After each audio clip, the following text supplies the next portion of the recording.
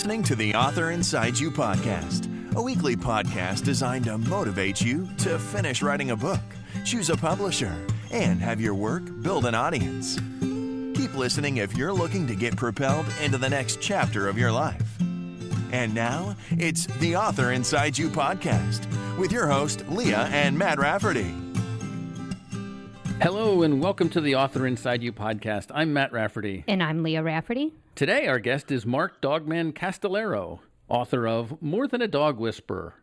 Mark's been a dog trainer for more than 40 years.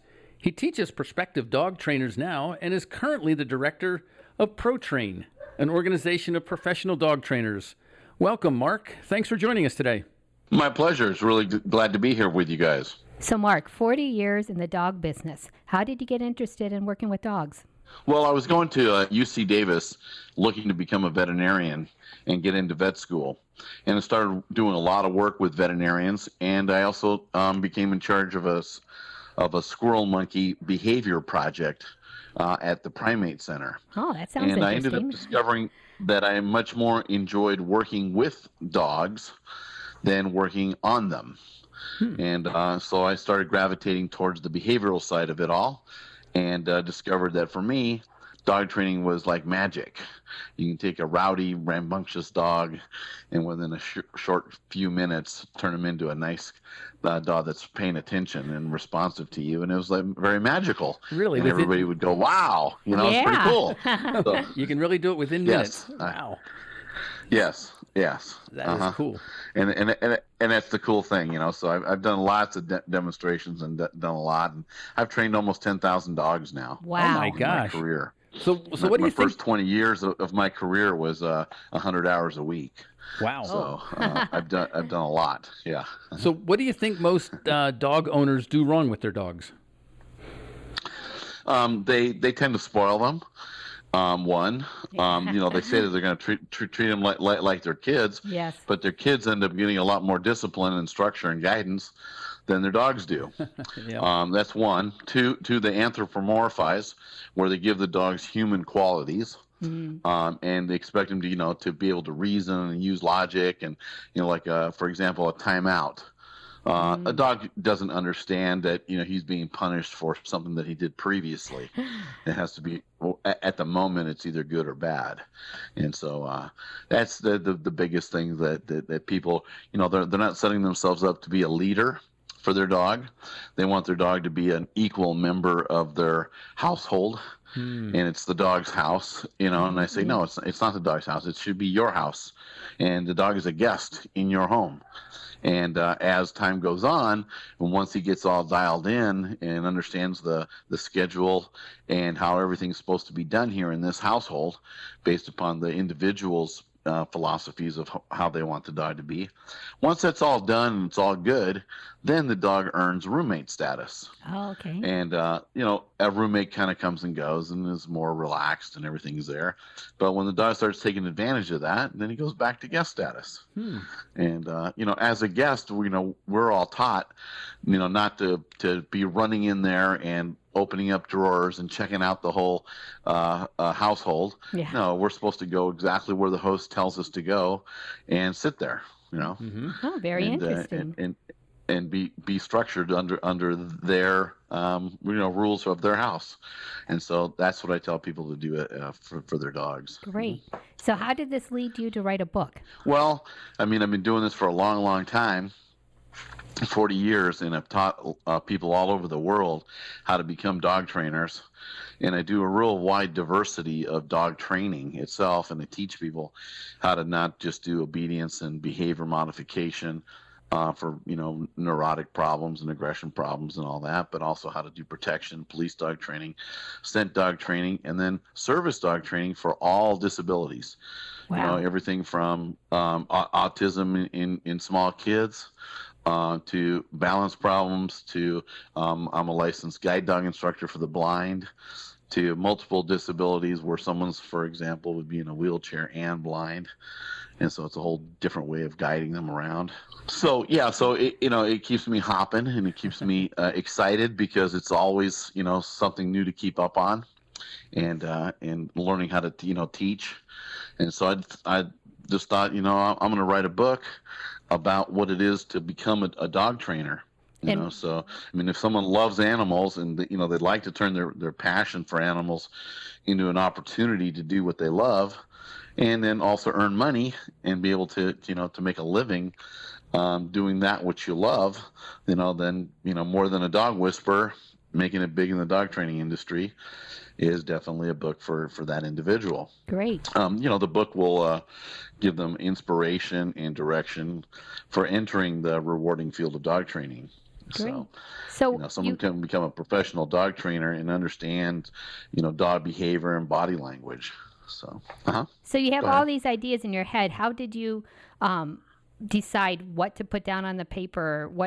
How, did you have an outline? Did it just come natural to you? I had an outline, and I wanted to go over specific things, and then I had to be changing that outline and the structure of it, and then I wrote it all out, and then start whittling it down, and removing things that didn't flow well, and putting things in better format so that it would flow, and edited the book 5 different times, with different people helping me to edit it. Oh, great! And so, and did you pay an editor? I paid a little. One was free. It was a friend, and then another one was a couple $100. And another one was the same kind of thing. That was a marketing person, and that I had hired to help me with some marketing. So then she helped me with editing it too. And then the publisher, Blackheart Books, out of Ontario, Canada, they ended up doing the final editing and photos and all that kind of stuff. And then I had some sponsors that put full page ads in my book. Great. So that ended up helping to pay for it all. So how did you get those sponsors? That sounds like something interesting that we've never talked about before, having sponsors. Yeah, this is something that Blackheart Books really promotes, and they really promote, using your book as a marketing tool to open up the doors to other avenues of income. So, book gives you credibility. So now if you go do seminars, you're an author, and so you're somebody. Right. If you're going to do expert witness work, you're an author. And so all that helps. People can buy 100 books, and then I'll do a seminar for free. Oh, wow. So if they buy the books, and then maybe they want to sell the books, or maybe they want to give them out as part of the entrance fee, whatever they want to do. Oh, that's a great idea. Yeah.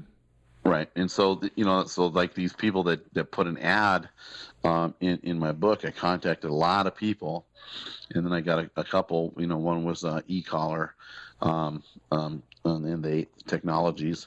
So I put in a colored full page ad for them, and then they ended up getting 150 books, which I send them the books, and they can sell them or they can give them away or whatever they want to do with it, but they have a full page ad in my book forever. Yeah, that's great. Another one was XL, which is a premium dog treat. And so, and I'm continuing to work with them and do more things with them, and got on the Kathy Ireland show. Wow. Through them. That's fun. So all that to promote the book too. It was up to you to find the advertisers, not your publisher? Correct. Right. And what my publisher did was kind of guide me through the whole process, and then get it to where, I ended up getting an Amazon bestseller status. Great. For my book already. And then it's been seen on CBS News and Fox and NBC and ABC and about 150 other media outlets. Wow, that's great. Yeah. And the book hasn't been out that long, has it? No, it's only been out a few months. Wow. Yeah, and it's currently available on Amazon, and it's in the Kindle version. Oh, good. And I just now got Barnes & Noble Nook authorization after going through a big hassle. Their process to get approved by them is pretty extensive. So you contact them, and then you ask, can you get status, and then it back and forth. Yeah, for a long time. There was something like about about a 20-page application form that you had to fill out. Oh my gosh! Wow. So you said Blackheart kind of guided you through. So they told you about negotiating and what a reasonable rate would be, and helped you with that. Is that how they helped? Yes, that's correct. And then I just contact anybody and everybody that has anything to do with my field that kind of complements it, that would go well in this book. And have you found the relationship has gone well with the advertiser? Oh, yeah. Great. Yeah, with both of them. Uh-huh. Great. Right. Okay. Yeah, I mean, I end up buying products from them and doing stuff with them. Sure. And when it comes to the treats, I'm going to continue doing things with them. Mm-hmm. I'm going to become a distributor for them and all that. Right? Oh, great. And so then you also mentioned that if you buy 150 copies of your book, you'll do a seminar. Is that like anywhere in the United States, or is that like, within 100 miles of where you live, or? No, that'd be anywhere in the United States. Wow. Mm-hmm. That is a great idea. Right. Yeah. And is that working?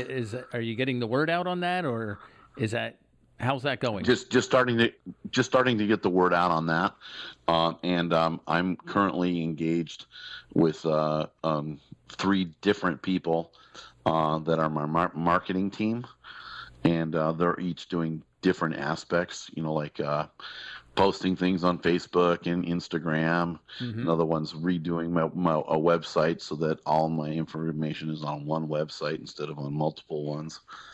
Another one's doing the business-to-business LinkedIn communications and contacts.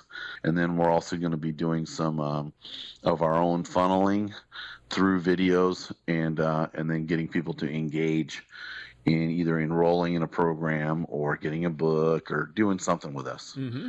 So, it's basically using the Infusionsoft format.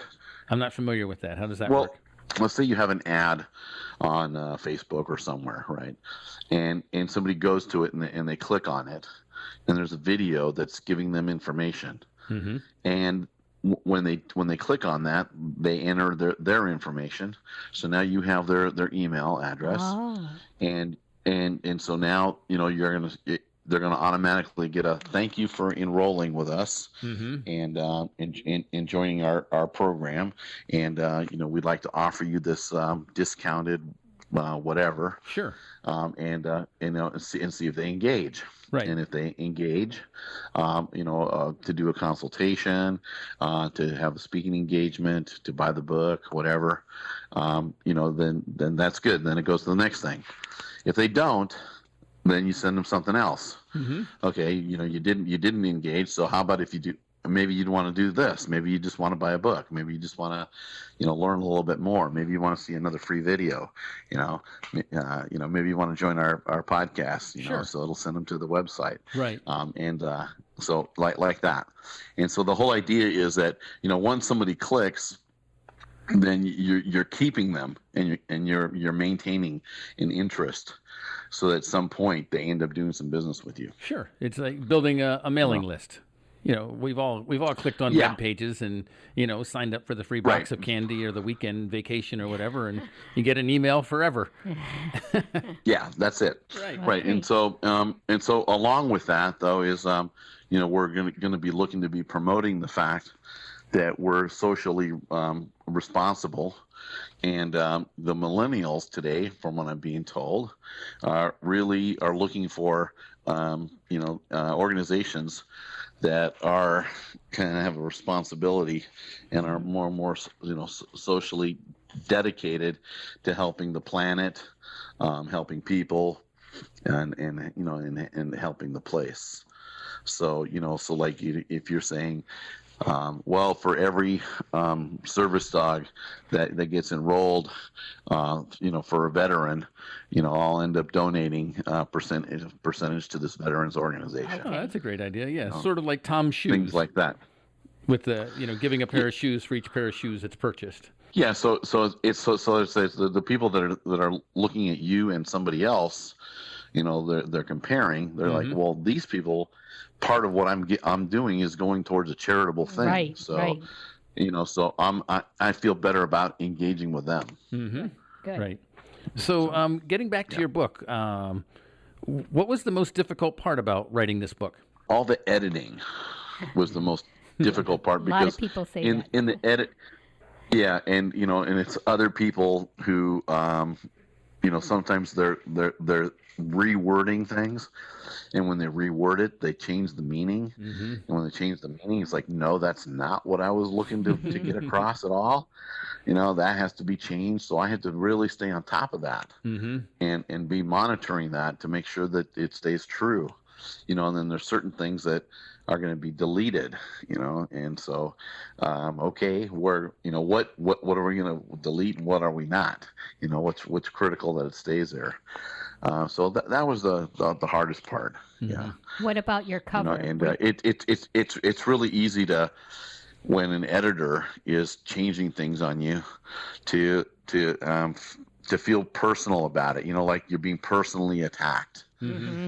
Because and it's like you have to remove yourself from that and stay objective about That's good advice. That's very good advice. Right, and realize that it's for the better of the whole book. It's not you that they're upset with. Right. So what about choosing the photo for your book cover? Did you have a say in that, or was it the publisher's idea?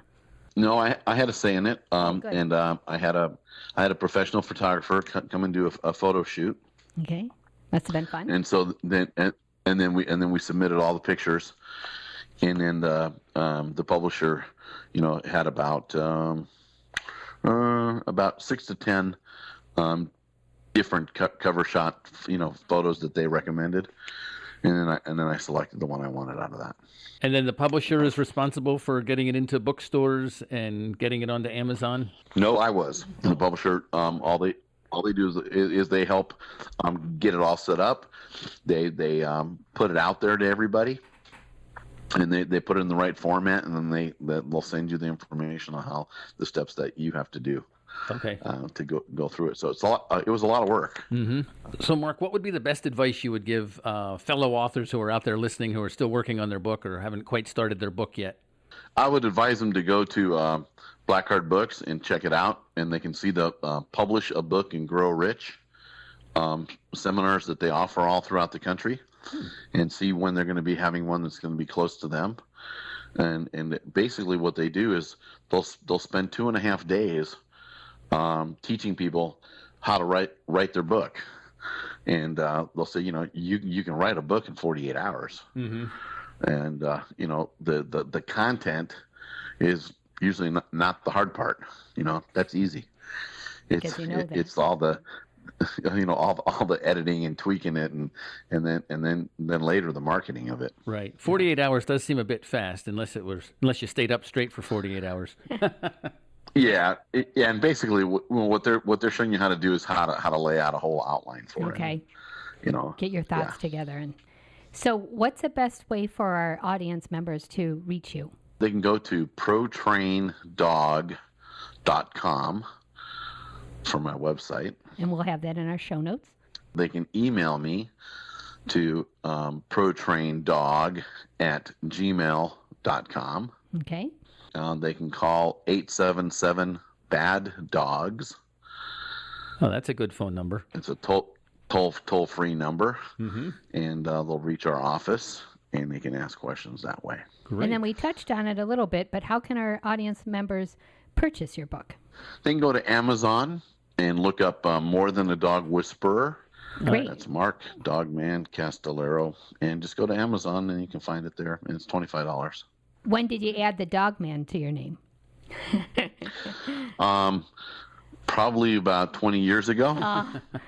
When was it one of your friends, or was it you? Or sounds like it's a nice. It was mostly my other dog trainer friends that saw that I was doing such a diversified amount of dog training, devoting my life to dogs, and they said, "Man, your whole life is dogs, so you're like a dog man." And it's stuck, so that's great. So right now I'm embarking in a whole new venture, and I'm using this book to open the doors up to be able to get me to do seminars, and to be getting more people to come to become a dog trainer, and to get more people to get service dogs from me. Great idea. So those are the avenues that I'm using this book for, to promote myself. Great. Well, we hope our podcast can help you. Mark, thanks for joining us today, and thanks for telling us about your book, More Than a Dog Whisperer. It's been great having you on our show. Thank you so much. Sure appreciate it. If you enjoyed our podcast today and know someone who's interested in writing a book, we'd appreciate it if you would share the author inside you with them. Until next time. Right on.